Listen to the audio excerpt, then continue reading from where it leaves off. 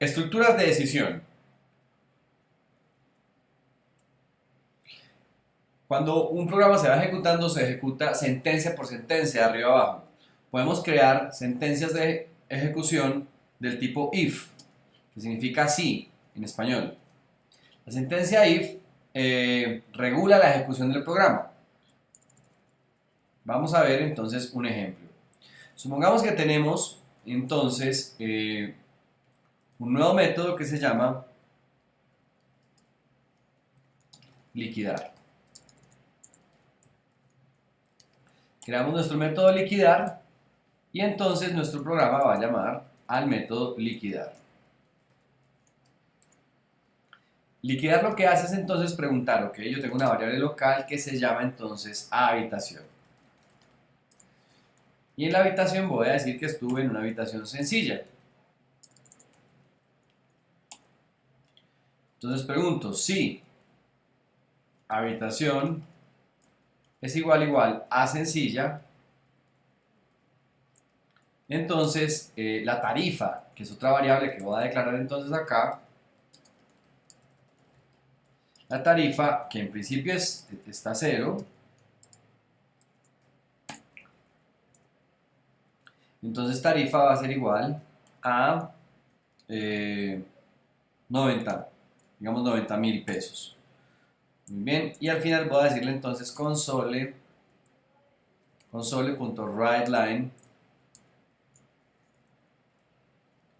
la tarifa es, la cuenta es,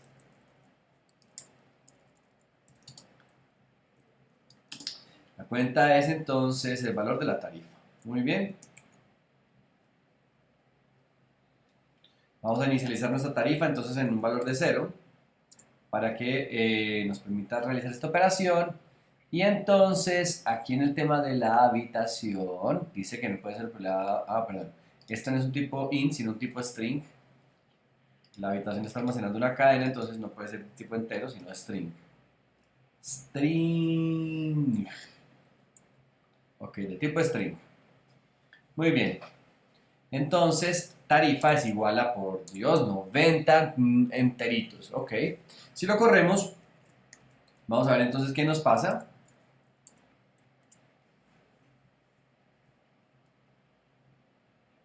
Dice que la cuenta es de 90. Muy bien.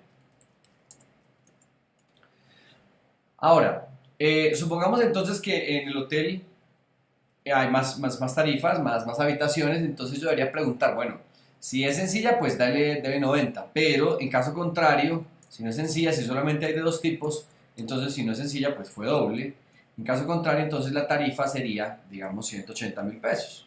Supongamos entonces que aquí ponemos habitación doble, miremos que dentro de las opciones no se evalúa doble, pero si le pongo entonces doble arriba, cuando la ejecuto, aquí va a decir entonces que la tarifa ya no es 90, sino 180.000 pesos. Muy bien. Ahora, supongamos que yo voy a poner entonces aquí triple. Puedo poner una tercera alternativa que sea entonces, bueno, si no es sencilla, voy a preguntar además, else if si la habitación es doble. Si la habitación es doble, vamos a ponerle entonces la tarifa de 180 y vamos a subir el resto, digamos, suponiendo que existe una habitación triple, a 360. Listo, entonces si ponemos entonces ahora nuestra habitación doble, veamos qué hace el programa. Entonces, primero pregunta, ¿la habitación es sencilla? No, entonces pregunta de nuevo, ¿es esta la habitación doble? Sí, entonces pone 180. Si le ponemos entonces cualquier otro tipo de habitación, yo qué sé, por ejemplo presidencial, entonces nos daría 360. Veámoslo correr a ver qué pasa. Perdón. Entonces nos dice que la tarifa es 360. Muy bien. Ahora, es posible que yo pueda anidar algunas de estas sentencias. Yo pueda meter un if dentro de otro. Por ejemplo, que yo pueda decir que si la habitación es sencilla y eh,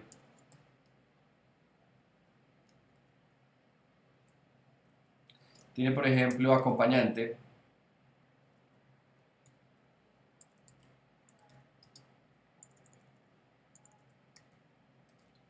digámosle true.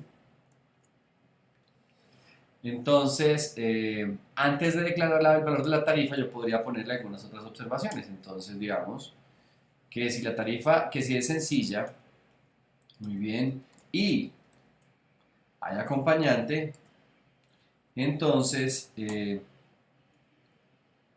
la tarifa en principio es 90. Pero si tiene acompañante, entonces le voy a agregar 10. Entonces ya sería 100. Pongamos entonces que tiene acompañante, la habitación es sencilla, y entonces nos daría 90 acá y aquí nos daría entonces una suma adicional. Vamos a correrlo.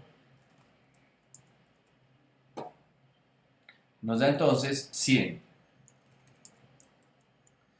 Muy bien. Eh, volviendo al caso anterior, entonces podemos determinar que existe una cadena de ifs. Yo puedo modelar esta cadena de ifs con otra estructura que se llama entonces el switch. Cuando tenemos una cadena de ifs, perdón, yo puedo reemplazar este grupo de ifs por una estructura que se llama switch. ¿Okay? El switch lo que hace es evaluar una variable y en caso de que ocurran las distintas opciones, pues entonces le voy asignando un conjunto de tareas que debe hacer dependiendo de cada uno de los casos. Entonces, en caso de que ocurra, digamos, habitación sencilla, lo que voy a hacer entonces es ejecutar la tarifa, poner la tarifa a un valor de 90. Entonces pongo lo que se debe ejecutar debajo del case.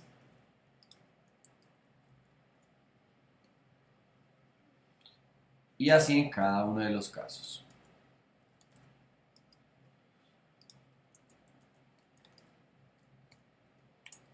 Regularmente estos case van acompañados de una sentencia break.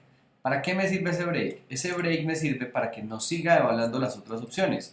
Es decir, si yo ya encontré que la opción era esa, pues puede ser que no sea necesario evaluar o preguntar de nuevo si las otras opciones son válidas.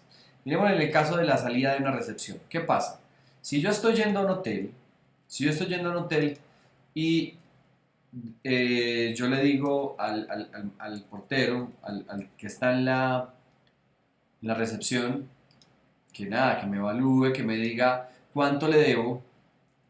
Entonces la persona me puede decir, ok, dígame en qué habitación estuvo. Yo le digo, perfecto, mira, yo estuve en la habitación sencilla. Si esa persona me pregunta, bueno, ¿estuviste en la doble? Yo le digo, pues no, ya te dije que en la sencilla. ¿Estuviste en la triple? Que no, que ya te dije que en la sencilla. Entonces las otras dos observaciones no son necesarias. Simplemente con haber evaluado la primera opción, que es sencilla, ya puede saber cuál es la tarifa que me tiene que aplicar. Entonces, el switch tiene la condición, los distintos casos, un break para salirse del bucle ya que encontró una de las opciones y un valor por defecto que se llama default.